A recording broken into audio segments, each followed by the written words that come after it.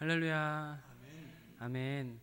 오늘도 주님의 전에는 아니더라도 여러분께서 주님의 성전이고 또 여러분께서 모여있는 곳이 주님께서 같이 계시는 곳이라는 믿음의 고백으로 여러분께서 진정한 예배로 하나님을 꼭 만나시길 축복합니다. 우리 온라인으로 예배를 드리고 있지만 온전한 예배로 꼭 주님 앞에 나아갔으면 좋겠습니다. 여러분 옆에 이제 가족도 계실 수 있고 한데 우리 옆에 있는 분들과 한번 이렇게 인사 나눠 보도록 하겠습니다. 핸드폰을 바라보고 있지만 주님만 바라보세요 라고 같이 인사 나누겠습니다. 시작. 주님만 바라보세요. 네, 주님만 바라보시는 이 시간 핸드폰을 통해서 저의 모습만 보이겠지만 제 모습 뒤에 있는 주님을 꼭 바라보시기를 그리고 꼭 만나시길 축복합니다. 아멘. 우리가 코로나로 인해서 성도들의 신앙이 많이 흔들릴 수 있는 위기의 시기이기도 하지 않습니까? 그런데 그의 반면에서 많은 성도님들이, 목사님들이 성도들의 신앙을 견고하게 할 수 있는 대안으로 큐티의 중요성이 부각되고 있는 시기입니다. 우리가 이렇게 큐티의 중요성이 부각되고 있는 이 시기에 이미 큐티를 하려고 집중하고 마음먹고 열심히 노력하고 있었다라는 것이 참으로 감사하게 느껴지는 시기이기도 한데, 마침 요즘에 우리가 묵상하는 말씀이 레위기 말씀이잖아요. 근데 레위기를 통해서 우리 성도님들께서 저에게 직접 고백하신 이야기들을 들어보면 너무나 감사한 게, 이렇게 많은 은혜를 받을 줄 몰랐다. 레위기에서 내 평생에 이런 은혜를 처음 경험해 본다. 기도의 중요성을 깨달았다. 내가 쉬지 않고 기도해야 되겠다. 예배에 대하는 나의 태도가 잘못되었음을 깨닫고 나 예배의 태도를 다시 하기로 마음먹었다. 또 어떤 분은 설교를 이제 그 예배를 드릴 때 설교할 때 이제 이게 핸드폰이면 핸드폰을 이렇게 배에다 딱 놓고서 이렇게 누워서 딱 들으신대요. 이렇게 딱 들으시던 그 습관을 이제 핸드폰 내려놓고 벌떡 일어나서 무릎 꿇고 기도하면서 예배하는 습관으로 바꾸셨다. 또 어떤 분은 양말도 안 신고 그냥 편하게 입고서 예배를 드리던 그 태도를 바꿔서 이제는 양말 신고 옷도 갖춰 입고 하나님 앞에 예배드립니다. 이런 이야기들을 들으니까 이 레위기를 통해서 지금 이 시대에 얼마든지 해이해질 수 있고 얼마든지 마음대로 예배를 드리면 하나님으로부터 떨어질 수 있는 이 시대에 오히려 우리는 주님께 더욱 가까이 가고 오히려 더 온전한 예배를 회복할 수 있는 기회들을 얻고 있는 것 같아서 참으로 감사한 마음이 많이 듭니다.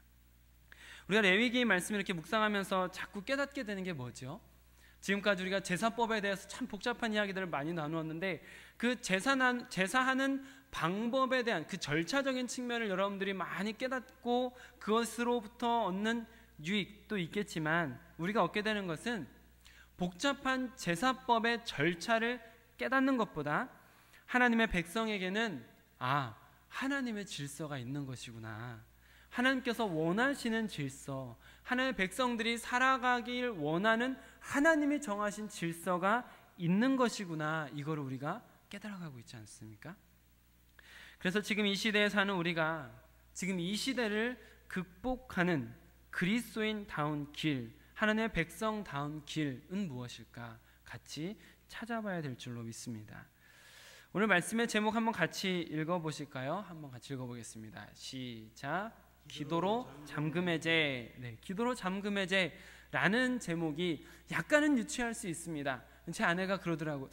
고개를 기웃등하면서 이러더라고요. 그래서 유치하긴 한가 하는 생각이 좀 들었습니다. 근데 왜 이렇게 설교 제목을 정했냐 하면, 요즘에 여러분께서 핸드폰을 누구나 거의 다 가지고 계시는데, 핸드폰을 보면 이제 처음에 잠겨 있는 상태에서 옆으로 밀어서 잠금 해제, 아니면 끌어올려서 잠금 해제, 패턴을 그려서 잠금 해제, 지문을 눌러서 잠금 해제, 혹은 얼굴을 들이대서 잠금 해제, 여러분들께서 사용하시는 핸드폰들이 다 그렇게 잠금이 해제가 됩니다. 그러면 그 스마트폰 안에 무엇들이 있습니까?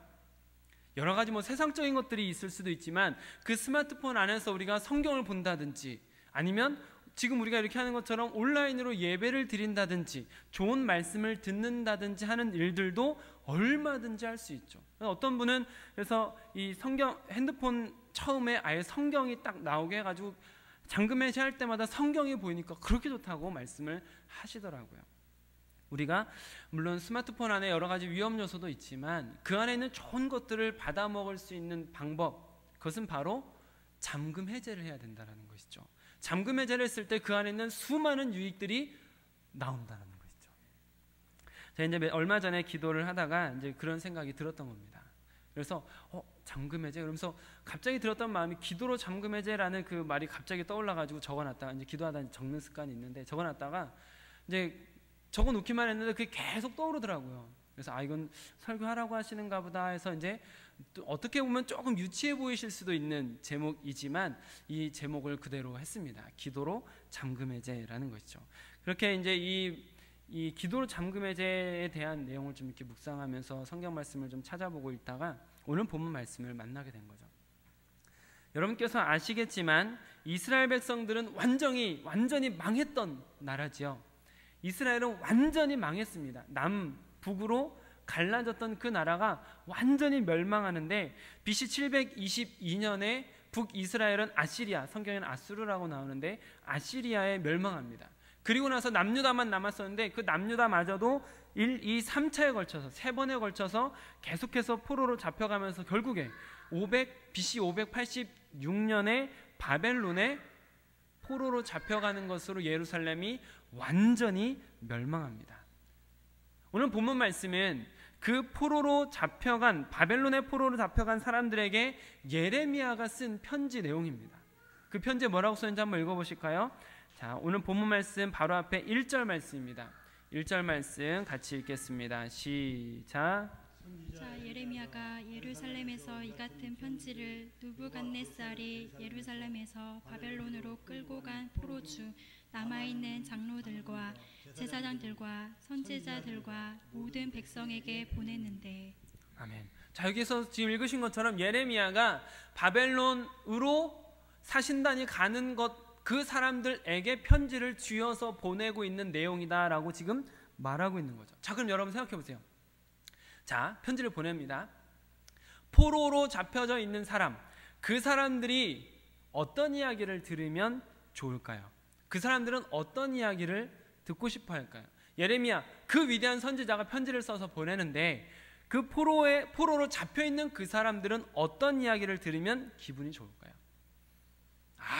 꼴 좋다, 가서 정신 바짝 차리고 돌아와라, 이게 좋을까요? 아니면 걱정 마십시오, 하나님께서 여러분들을 강한 손으로 붙들어 주실 것입니다, 지금 비록 잡혀갔지만 얼마 지나지 않아서 곧 다시 여러분들의 땅 예루살렘으로 돌아오게 될 것입니다 라고 말하는 것, 이 전자와 후자 중에 어떤 말씀이 더 마음에 남고 위로가 되고 힘이 될까요?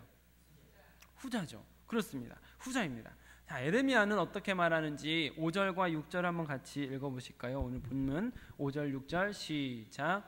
너희는 집을 짓고 거기서 살며 텃밭을 만들고 그 열매를 먹으라. 아내를 맞이하여 자녀를 낳으며 너희 아들이 아내를 맞이하며 너희 딸이 남편을 맞아 그들로 자녀를 낳게 하여 너희가 거기에서 번성하고 줄어들지 아니하게 하라. 아멘. 이게 무슨 내용이죠? 무슨 내용입니까? 잘 살고 번성이라. 그렇죠. 포로로 잡혀가 있는 사람들에게 거기에서 잘 살아야 된다라고 말하고 있는 거예요. 포로로 잡혀갔는데 거기에서 결혼해라, 거기에서 텃밭을 일구어라, 그리고 경작해라, 그리고 집을 지어라. 집을 짓는 게 뭡니까? 여러분, 집 하루 이틀 살려고 집 짓습니까? 하루 이틀 살 사람은 그냥 텐트 치고 살죠. 집을 짓는다는 건 거기 주저앉는 거거든요. 당시 예레미야가 이스라엘 백성들에게 많은 혼란을 듣고 많은 사람들에게 멸시를 당하고 욕먹었던 이유, 이와 같은 이야기를 자꾸 했기 때문입니다. 잡혀갈 거다라고 계속해서 예언했던 그 예레미야가 결국엔 잡혀갔지, 거기에서 경작하고 거기에서 살아야 된다라고 말하고 있는 거예요. 그럼 여러분, 예레미야가 이렇게 말하는데 포로 입장에선, 듣는 포로 입장에서는 기분이 어떻겠어요? 굉장히 불쾌할 수 있죠. 여러 선지자라고 하는 사람들은 아까 제가 말씀드렸던 후자의 입장으로 말합니다. 그 당시에 다른 선지자들은 그렇게 말합니다. 여러분 걱정하지 마십시오. 하나님의 전능하신 팔이 여러분들을 도우실 것입니다. 하나님께서 2년 내에 다시 예루살렘으로 돌아오게 하실 것입니다 라고 선지자들이 막 선언하고 다녔던 때입니다. 이렇게 사람들이 듣고 싶어하는 말을 하고 사람들이 듣기 좋은 말이 막 넘쳐나던 시대였어요.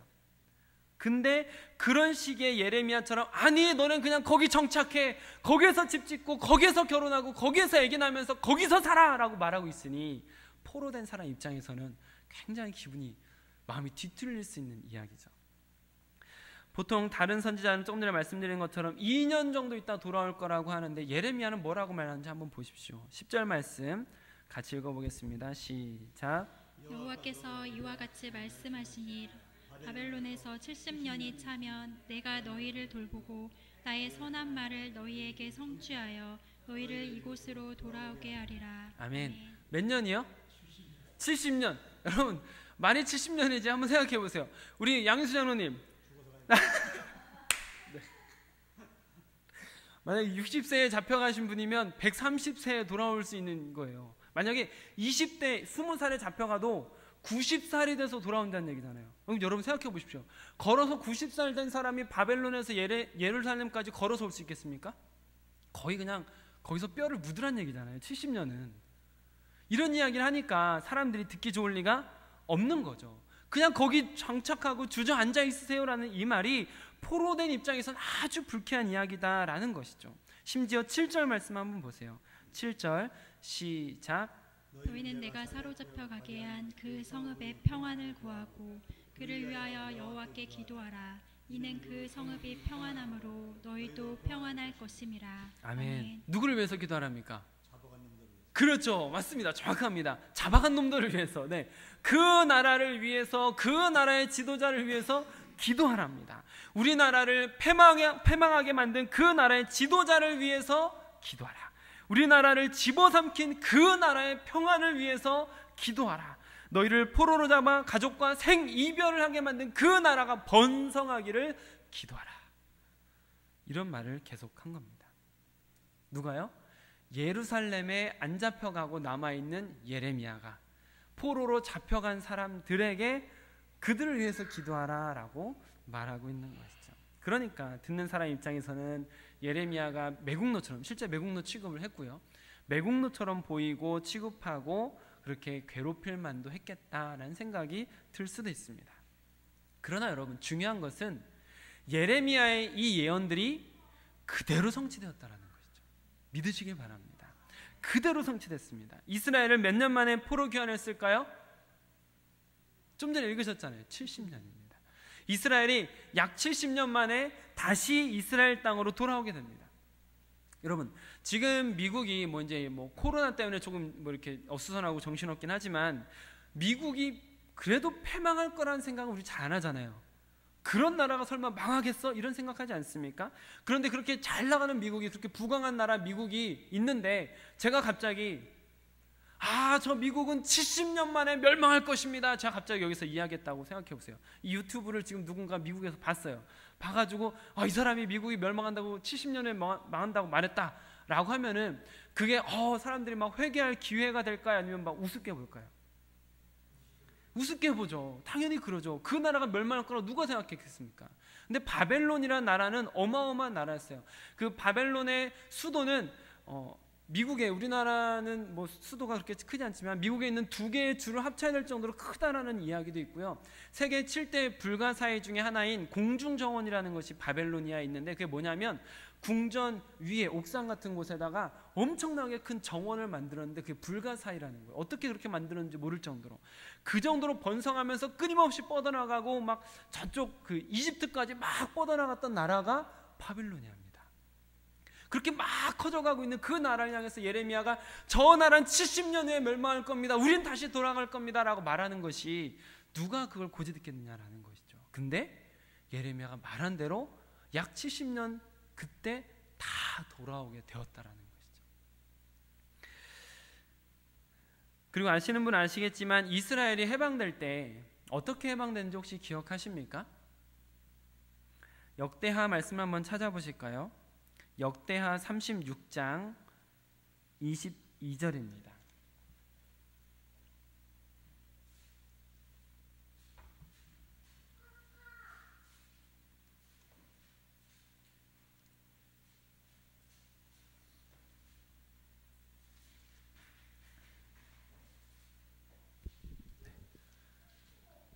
네, 하주가 성경 읽을 때만 되면 이렇게 달려오네요. 네.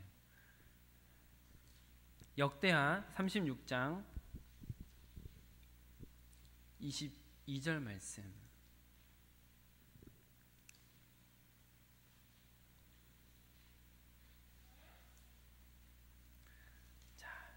역대하 36장 22절 말씀 같이 읽겠습니다. 시작. 바사의 고레스 왕 원년에 여호와께서 예레미야의 입으로 하신 말씀을 이루시려고 여호와께서 바사의 고레스 왕의 마음을 감동시키매 그가 온 나라에 공포도 하고 조서도 내려 이르되.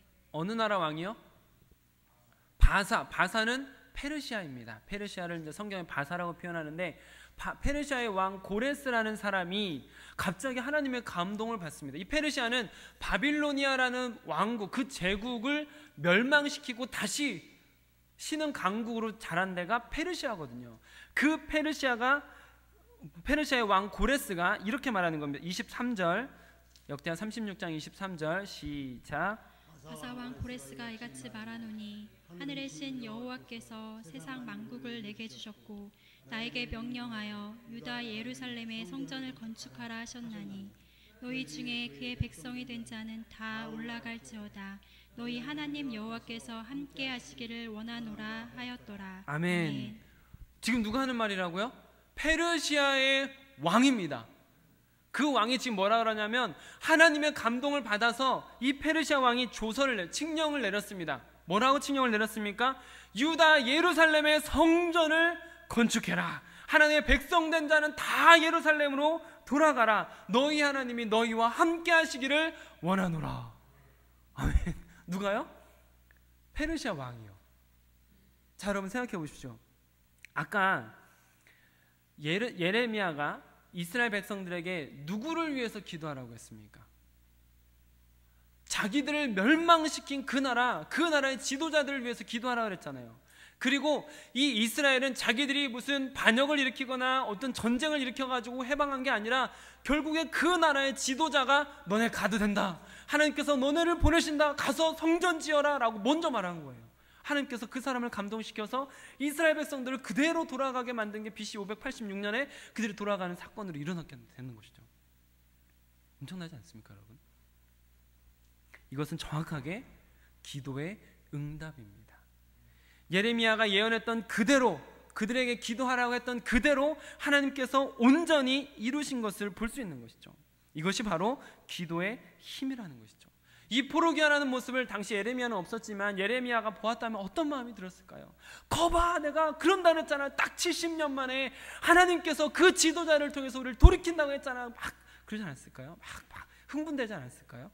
오늘 14절도 한번 같이 읽어보실까요? 오늘 본문 말씀 14절 시작. 이것은 여호와의 말씀이니라. 나는 너희들을 만날 것이며 너희를 포로된 중에서 다시 돌아오게 하되 내가 쫓아 보내었던 나라들과 모든 곳에서 모아 사로잡혀 떠났던 그곳으로 돌아오게 하리라. 이것은 여호와의 말씀이니라. 아멘. 이건 포로 귀환 몇 년 전에 쓰여진 글이라고요? 70년 전에 쓰여진 편지입니다.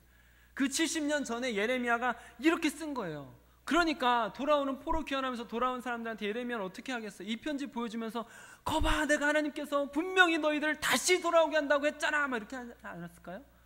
그렇게 막 흥분되고 되게 기뻤을 겁니다. 그리고 이 포로 귀환은 예레미야뿐만 아니라 훨씬 전에 모세를 통해서 이미 예언되어 있던 내용입니다. 우리가 요즘에 신명기 말씀을 같이 세상가족 성경 읽기로 읽고 계시잖아요. 신명기 30장 말씀을 한번 찾아보세요. 30장 1절 말씀. 신명기 30장 1절 말씀.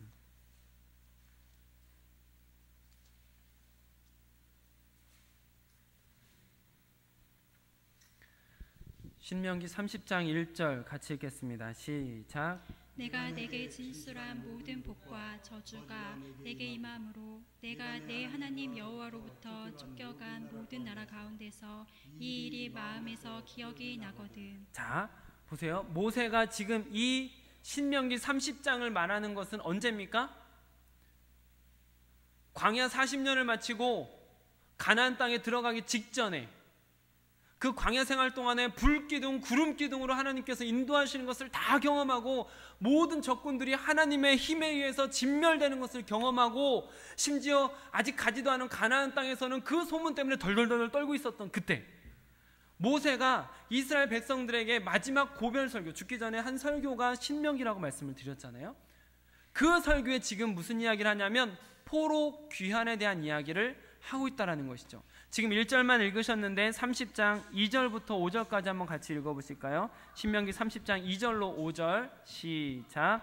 너와 내 자손이 내 하나님 여호와께로 돌아와 내가 오늘 내게 명령한 것을 온전히 따라 마음을 다하고 뜻을 다하여 여호와의 말씀을 청종하면 내 하나님 여호와께서 마음을 돌이키시고 너를 긍휼히 여기사 포로에서 돌아오게 하시되 내 하나님 여호와께서 흩으신 그 모든 백성 중에서 너를 모으시리니 내 쫓겨간 자들이 하늘가에 있을지라도 내 하나님 여호와께서 거기서 너를 모으실 것이며 거기서부터 너를 이끄실 것이라. 내 하나님 여호와께서 너를 내 조상들이 차지한 땅으로 돌아오게 하사 내게 다시 그것을 차지하게 하실 것이며 여호와께서 또 내게 선을 행하사 너를 내 조상들보다 더 번성하게 하실 것이며. 할렐루야, 아멘. 여기에 지금 포로 귀환과 맞물려서 생각하니까 내용이 쭉 맞아 들어가는 게 느껴지시죠? 예레미야의 예언, 모세의 예언, 이 모든 것들을 통해서 우리가 볼 수 있는 게 무엇입니까? 하나님께서는 이미 돌아올 계획을 다 세워놓았다라는 것이죠. 그들이 돌아올 수 있는 모든 여건을 다 준비했다라는 것이죠. 그리고 하나님께서는 그들을 얼마든지 돌아오게 하실 만한 능력도 충분하다라는 것이죠. 다만 그 돌아오는 것이 현실이 되기 위해서는 우리가 해야 될 것이 있다라는 것을 생각하게 되는 말씀들입니다. 자, 우리가 생각해야 될 것, 우리가 알아야 될 것은 하나님의 마음이고 하나님의 뜻이죠. 예레미야처럼 하나님의 뜻을 알아서 70년 이후라는 것을 아는 사람은 70년 이후를 준비하지만 지금 당장 여기에서 어떻게 해야 된다라고 안절부절하면서 하나님의 뜻을 모르는 사람은 그것 때문에 두려워하고 어떻게 하지 불안해하고 그런 마음 상태로 있을 수밖에 없다라는 것이죠. 그래서 우리는 하나님께서 왜 그런 일을 행하고 계시는가, 무슨 이유 때문에 그들을 고통 가운데 던지시는가, 이거를 생각해야 된다라는 것입니다. 포로 생활에 담긴 하나님의 뜻 무엇일까요? 전능하신 하나님께서, 그 전능하신 아버지 하나님께서 왜 그들이 포로로 잡혀가는 것을 막지 않으셨을까요? 아버지 같은 그분이 왜 자식들을 사지로 내몰았을까요? 거기에는 어떤 뜻이 있는가, 우린 이것을 생각해야 된다라는 것입니다. 오늘 본문 11절로 13절 말씀을 먼저 같이 읽어보실까요? 11절로 13절 시작. 여호와의 말씀이니라. 너희를 향한 나의 생각을 내가 아나니 평안이요 재앙이 아니니라. 너희에게 미래와 희망을 주는 것이니라. 너희가 내게 부르짖으며 내게 와서 기도하면 내가 너희들의 기도를 들을 것이요 너희가 온 마음으로 나를 구하면 나를 찾을 것이요 나를 만나리라. 아멘. 아멘. 왜 하나님께서 그들을 포로가 되게 놔두셨겠습니까? 그들에게 희망을 주기 위해서, 평안을 주기 위해서, 다시 진심으로 기도하게 하기 위해서, 다시 하나님을 찾아서 진짜 만날 수 있게 하기 위해서 하나님께서 그들을 포로로 보내셨다라는 것을 볼 수 있는 것이 바로 이 본문 말씀인 것이죠. 우리도 주변에 보면 그런 분들 계시잖아요. 온갖 풍파를 다 겪고 나서야 그제 가서 하나님 앞으로 나오는 분들 계십니까?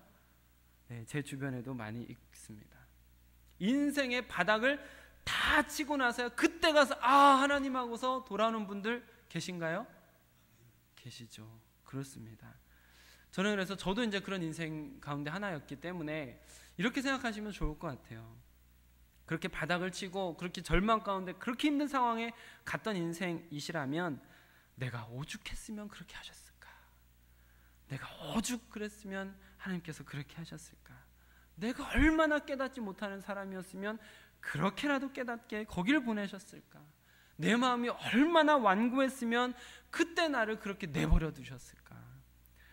포로 생활 정도 해야지 정신을 차리니까 거기로 보내시는 거죠. 우리가 이렇게 하나님의 진짜 마음을 알면서 더 마음에 새겨야 될 것이 있다면, 기억해야 될 것이 있다면 왜 그 자리까지 가게 두시는가라는 부분, 아까 제가 강조해서 말씀을 드렸던 것처럼 진심으로 하나님께 기도하고 진짜로 하나님을 만나게 하기 위해서라는 것이죠. 지금 여러분께서 읽으신 말씀에서도 그렇잖아요. 그들이 진짜 기도하면, 진짜로 나를 찾기 시작하면 이라고 말씀하고 계시잖아요. 진짜 기도가 회복되고 진짜로 하나님을 만나고자 하는 마음이 생기도록 하나님께서 그들을 그 사지로 내모르셨다라는 것입니다. 지난 수요일에 우리가 말씀을 같이 나눈 것 중에 이런 말씀을 드린 적이 있습니다. 신앙생활 하시는 분들 중에 신앙생활 같이 하고 있는데 어떤 분들은 기쁘고 즐겁고 신나게 막 이렇게 막 신앙생활 하는데 나는 왜 기쁨도 없고 즐거움도 없고 부담되고 힘들고 어렵고 불편하게 느껴지는지 모르겠어요. 왜 난 신앙생활이 이렇게 힘든지 모르겠습니다. 부담스럽습니다. 이런 이야기를 하는 분들이 있습니다. 그래서 제가 그분들에게 이제 그날 설교를 가지고 그런 분들에게 이제 말씀을 드릴 때 어떤 이야기를 들은지 기억나십니까? 자동차 이야기를 해드렸죠. 아주 잘 빠진 자동차, 그래서 고장도 없는 자동차에 기름까지 가득 채워져 있는 그 자동차가 서 있고 저한테는 열쇠가 있어요. 열쇠가 있는데 그 열쇠를 주머니에 넣고서 열쇠를 사용하지 않고 밀고 가는 사람, 얼마나 답답하고 힘들어요. 얼마나 지쳐요. 얼마나 그만하고 싶겠어요. 뭐 하면 되는데요? 그렇죠. 열쇠 꽂고 돌리면 그 차 타고 제가 갈 수 있는 것보다 훨씬 멀리 갈 수 있고 훨씬 빨리 갈 수 있고 훨씬 즐겁게 갈 수 있고 훨씬 신나게 갈 수 있잖아요. 근데 열쇠를 여기에 주머니에 넣고서 밀고 다니는 사람 얼마나 안타깝습니까? 근데 여러분, 하나님께서는 전능하신 분으로서 이 세상에 불가능이 없으신 분이십니다. 그 하나님을 움직일 수 있는 힘이 우리에게 기도라는 열쇠로 주어졌다는 것이죠. 기도라는 열쇠를 우리에게 주어졌는데 그 열쇠를 뭐 해요? 주머니에 집어넣고만 있는 거예요. 그러면서 밀면서 가려니 얼마나 신앙생활이 답답하고 힘들고 지치고 그만하고 싶겠습니까? 뭐 하면 되는데요? 기도하면 되는데 그 열쇠 빼가지고 꽂아서 시동만 걸면은 기도라는 열쇠를 빼가지고 전능하신 하나님을 움직이기 시작하면은 내가 갈 수 없던 곳도 가게 되고 내가 할 수 없던 일을 하게 되는 건 아니겠습니까? 나는 전혀 상상하지도 못하는 크고 놀라운 일을, 은밀한 일을 보게 되는 것 아니겠습니까? 그게 기도의 힘 아니겠습니까? 그런데 그 기도의 힘을 알면서 내 주머니에 있다는 거 알면서 시동을 안 거는 게 누구예요? 그리스도인이에요. 얼마나 답답하겠습니까? 자기만 답답할까요? 하나님도 답답할까요? 지금 우리의 모습을 보면 하나님이 답답해 하실까요? 아이고 운전 잘하네 그럴까요? 얼마나 답답하시겠어요 하나님께서. 기도만 하면 내가 움직이겠다, 기도만 해라 그럼 내가 할게 라고 하나님께서 말씀하셨는데, 분명히 말씀하셨는데 또 그걸 우리 알아요. 알고 있어요. 열쇠가 있단 말이죠. 근데 기도는 안 해요. 기도는 안 해. 열쇠를 안 꽂고 있는 거예요. 그러니 우리 자신도 신앙생활이 답답하고 힘들고 불쾌하고 지치고 하나님 보시기에도 아우 답답해 시동만 걸면 되는데 내가 그 마음껏 일할 텐데 시동만 걸면 내가 크고 놀라운 일 이미 준비하고 있는데 막 할 텐데 하고 하나님 막 얼마나 답답해 하실까 하는 생각이 우리를 바라볼 때 자꾸 든다라는 것이죠. 오죽하면 이스라엘도 하나님께서 북이스라엘 남유다 완전히 싹 밀어버리셨겠어요. 완전히 포로로 다 잡혀가게 하셨어요. 오죽하면 가족들하고 생이별하면서 그렇게 쫓아내시겠어요. 오죽하면 성전을 완전히 허물어버리시고 돌 위에 돌 하나 남지 않고 완전히 부숴버리는 그런 일들이 일어나겠습니까? 오죽하면 그러겠어요.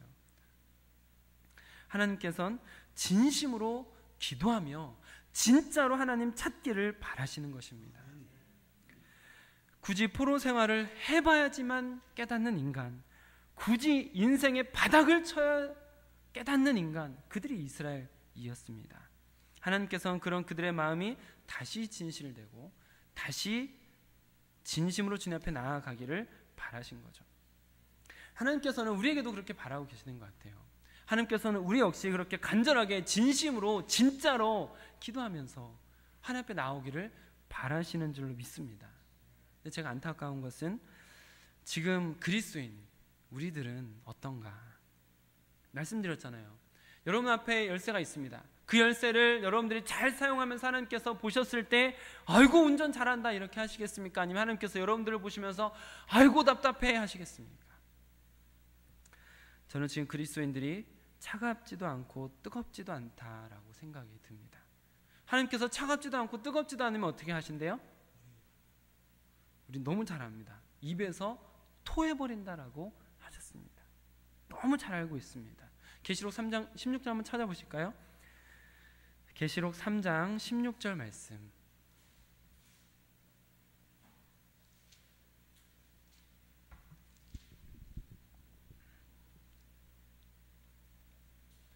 읽겠습니다. 시작.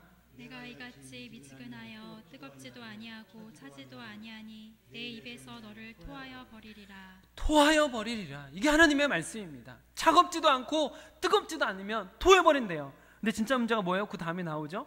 17절 말씀 같이 읽겠습니다. 시작. 내가 말하기를 나는 부자라 부유하여 부족한 것이 없다 하나 내 공고한 것과 가련한 것과 가난한 것과 눈먼 것과 벌거벗은 것을 알지 못하는도다. 진짜 문제가 뭡니까?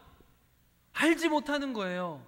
모르고 있는 거예요. 자기가 지금 그런 상태인지 모르는 거예요. 나는 부유하다, 부족한 것이 없다라고 생각하고 있는 거예요. 근데 하나님이 보셨을 땐 아니 너는 곤고해, 너는 가난해, 너 지금 병들었어. 그거를 지금 하나님이 보실 때 답답한데 문제는, 진짜 문제는 모른다는 거예요. 자기들이. 바리새인들이 뭐가 문제입니까? 율법을 다 알고 있어요. 다 알고 있어요. 근데 자기들이 그 율법대로 안 살고 있다는 걸 모르는 거예요. 율법을 다 알고 있는 것 같지만 하나님의 마음을 하나도 모르고 있던 게 바리새인들이잖아요. 알고 있는 것이 중요한 게 아니라 얼마나 그 알고 있는 대로 살아가느냐가 중요한 건데 바리새인들이 그런 모습을 보이지 않았으니까 예수님한테 늘 질타를 당한 것이죠. 지금 그리스도인들이 막연하게 괜찮아지겠지, 괜찮겠지 뭐 하고 이런 자위하는 막연한 낙관론적인 태도만 가지고 있는다면 하나님께서 토해버리시리라.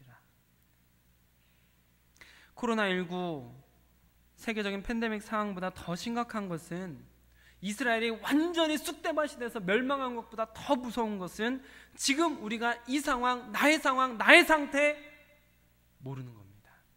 진짜 무서운 겁니다. 기도의 선지자라 불리던 E.M. 바운주 목사님이 이런 말씀을 하셨습니다. 그분이 참지 못하는 것 두 가지가 있는데 그것은 진실하지 못한 것과 미지근한 것이다.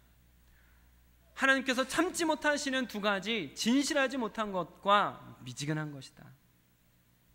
진짜 무서운 것은, 제가 진짜 무섭게 느껴지는 건 뭐냐면 지금 그리스도인들이 이 두 가지를 다 가지고 있어요. 진실하지도 않아요. 늘 거짓말을 밥 먹듯이 하면서 자신을 숨겨요. 교회에 같이 있는데 숨기는 게 너무 많아요. 진실하지 못해요.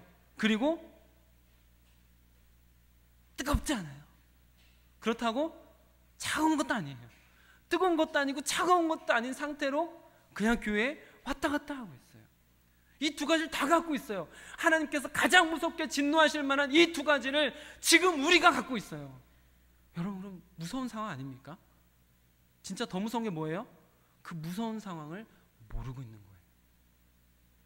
나는 부유하고 부족해서 지금 코로나가 됐지만 그래도 아직은 살만해. 괜찮은 거예요. 아직 괜찮은 것처럼 느껴지는 거예요. 하나님께서 너는 곤고하고 가난해서 너 정말 죽어가는 건데 너 위험하다라고 말하는데 그걸 모르는 거예요. 그게 진짜 무서운 겁니다. 우리에게 이 두 가지가 다 있습니다. 여러분들에겐 절박함 있으십니까? 나의 영적 상태를 돌아보면서 지금 나의 이 영적 상태를 돌아보니 하나님께서 답답해 하시겠다. 내 자신을 돌아보니 등골이 오싹하면서 손에 땀이 나면서 하나님을 찾지 않으면 나 죽는 거 아니야 라고 그런 간절함이 있으십니까?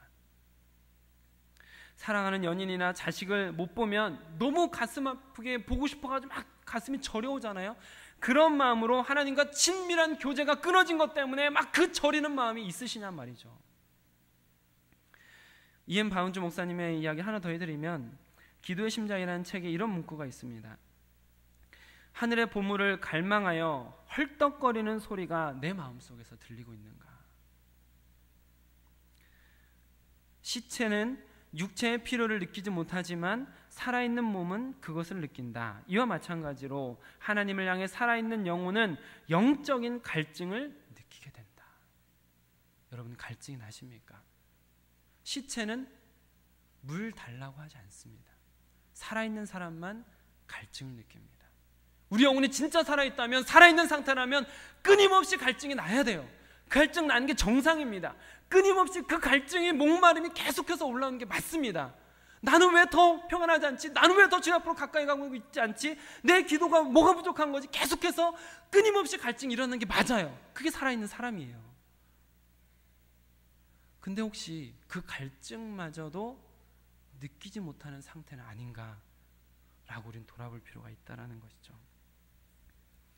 우리 영혼이 식어서 미지근한 상태가 되지 않았는가? 제가 지금 이 시대를 보면서 포로로 잡혀가서 완전히 멸망하기 직전의 이스라엘, 그 멸망 직전의 이스라엘의 모습들과 지금 그리스도인의 모습이 겹쳐 보이는 이유는 무엇일까요? 그들이 멸망하기 충분한 이유를 가지고 있었던 그 이유를 우리가 다 가지고 있는 것처럼 보이는 이 시대, 여러분 무섭지 않으세요?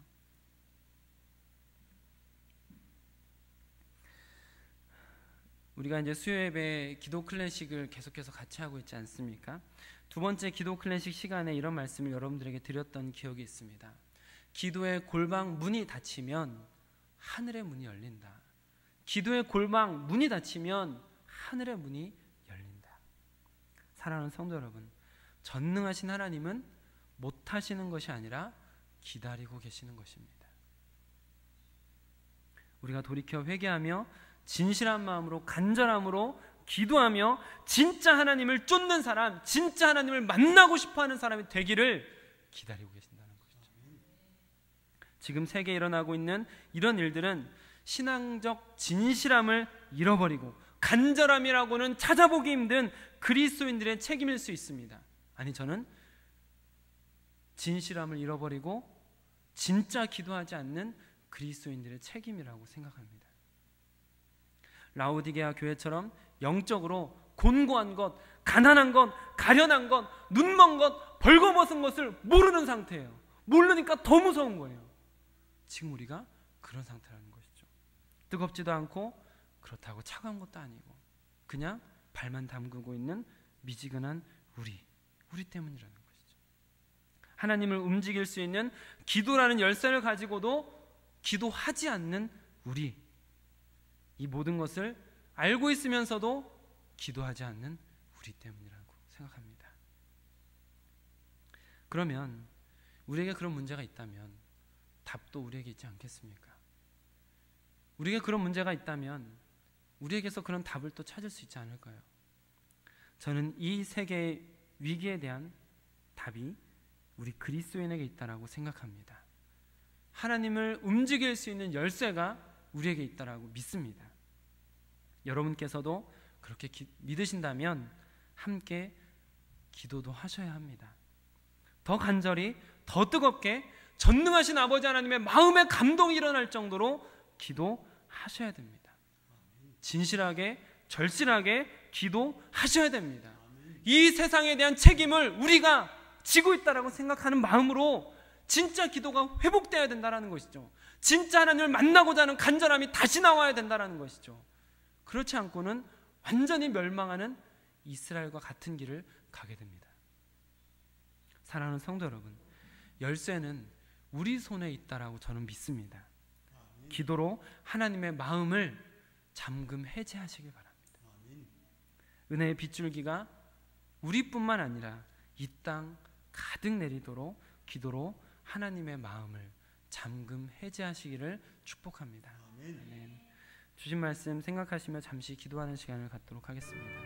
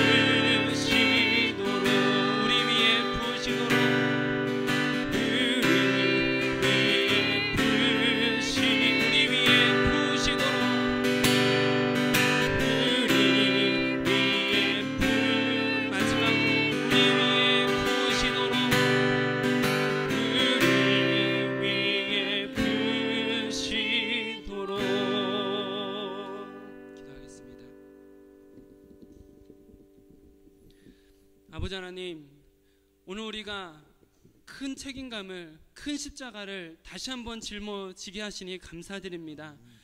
날마다 자기 십자가를 짊어지고 따라오라고 하셨음에도 불구하고 우리는 우리의 십자가를 남에게 짊어지게 하고 나는 그저 편하게 신앙생활 하려고 했었던 우리 자신을 돌아보게 하시니 감사합니다. 주님, 우리가 진정 기도했는지 돌아보게 하시니 감사드립니다.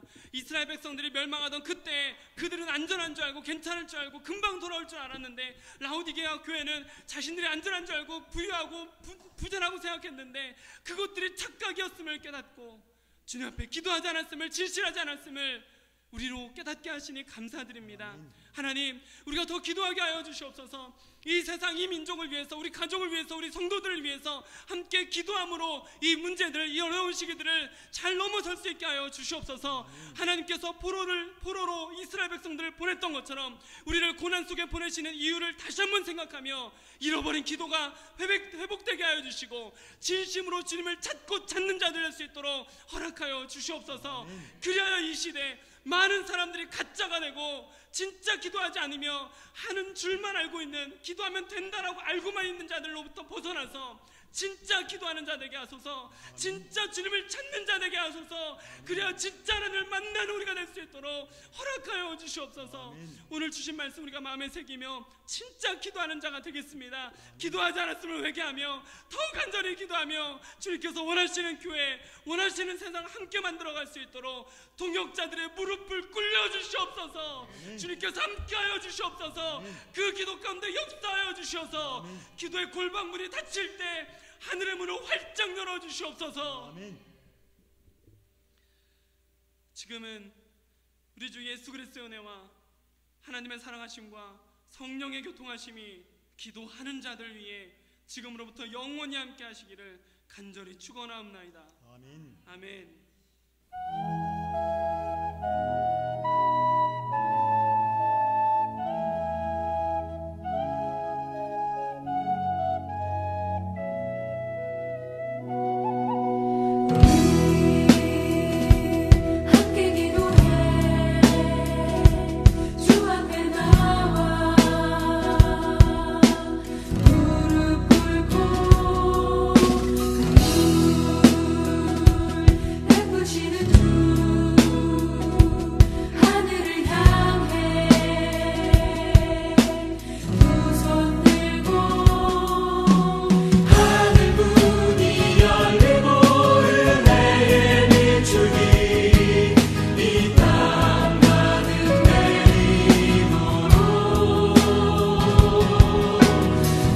마침내 주오셔서